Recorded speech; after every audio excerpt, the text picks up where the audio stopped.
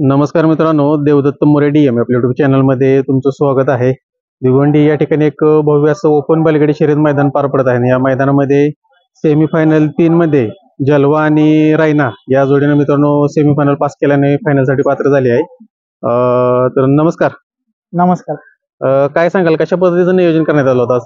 नियोजन आमचं 30 तारखेला झालेलं, आजचं मैदान खेळायचं. बर. किरण आप्पांचा रायना आणि जलवा ही गाडी आज आम्ही हाणणारच होतो. कसं नियोजन झालं होतं? किरण काय झालं विषय, मैदानातच त्यांची गाडी पण चांगली पडलेली आणि तिथं आम्ही 1 नंबर केलता, त्यांनी 2 नंबर केलता. मग तिथं ठरलेलं की ह्या मैदानात आपली गाडी हाणूया म्हणून. बर. मग ती गाडी आम्ही आज घेऊन आलो आणि सकाळीच बैल फ्रेश होते, त्यामुळे सकाळी त्यांना म्हणलं की आज जेव्हा गट पास झाले त्यावेळेस काय वाटलं का की आज बाबा गाडी गुलाल राहील? हो, गटालाच राहिलेली गाडी, काय विषय नाही. गट कडेने निघाला आमचा, त्यामुळं गाडी गटाला इतकी चांगली पडली की म्हणजे वाटलं की आज 100% गुलाल होईल. मग ड्रायव्हर कोण होते गाडीवरती? भैया ड्रायव्हर वाटेगाव. भैया ड्रायव्हर विषयी काय सांगाल? नाही, भैया ड्रायव्हर हा एक खूप चांगला ड्रायव्हर आहे. म्हणजे त्यांचा काय विषय नाही, ते चांगली गाड्या हाणतात. सगळ्या गाड्या आपल्या तेच हाणतात भैया ड्रायव्हर. आपला जलवा आता कोणाच्या नावानं पळती गाडी?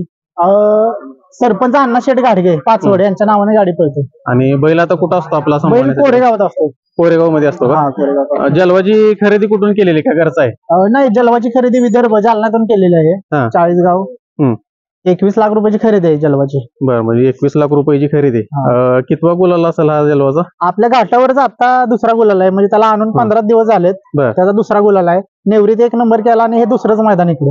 तिचं त्या भागात त्याचे खूप 1 नंबर आहेत. 1 नंबर 2 नंबर आपल्याकडे आल्यापासून दुसरा गुलाल आहे. आपल्याकडे दुसरा गुलाल आहे. जवळपास 21 लाख रुपयाची म्हणजे दुसरंच मैदान आणि सलग दुसराच गुलाल आहे त्याचा. आता या आपल्या सेमीफायनल 3 मध्ये जबरदस्त लढत झाली. या सेमीफायनल मध्ये तुम्हाला माहिती असेल सर्वांचं लक्ष होतं का, तर या बैलगाडी शर्यत क्षेत्रामधला बकासूर देव, त्याला भरपूर लोक देव म्हणतात, असं तो तुमच्या सेमी मध्ये पळत होता. काय सांगाल त्याबद्दल? नाही, बकासूर हा देवच आहे, त्याचा काही विषयच नाही. नशीब आमची गाडी जरा 2 नंबर तासावर आली, त्यांची गाडी कडेला असल्यामुळं झाला विषय जरा. पण तो नंदी 1 नंबर आहे, म्हणजे त्याचा काही विषयच नाही. भविष्यात बकासूर बरोबर ज्याला आपल्याला पाळताना दिसेल? 100% आमची तर खूप इच्छा आहे की बकासूर सोबत पाळायची.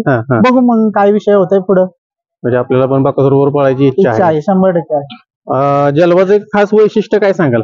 जलवाचं खास वैशिष्ट्य म्हणजे तो पुढच्या रानाला खूप हावरा आहे पाळायला. म्हणजे निम्म्यापर्यंत तो म्हणजे खालनं पण पळतो, पण निम्म्यात आल्यानंतर तो खूप स्पीड लावतो. निकालाला हावरा येतो. म्हणजे निकाल रेषेला आल्यानंतर डबल स्पीड जलवा. मित्रांनो बघू शकताय, सेमीफायनल 3 मध्ये जबरदस्त लढत झाली आणि जलवानं आणि बाजीनं या सेमीफायनल 3 मध्ये सेमी पास करून फायनल साठी गाडी मित्रांनो पास झाली. आणि थोड्या वेळामध्येच आपल्याला फायनल पळताना दिसेल. माझ्या चॅनल तर्फे जलवाला आणि त्यांच्या संपूर्ण टीमला शुभेच्छा. धन्यवाद.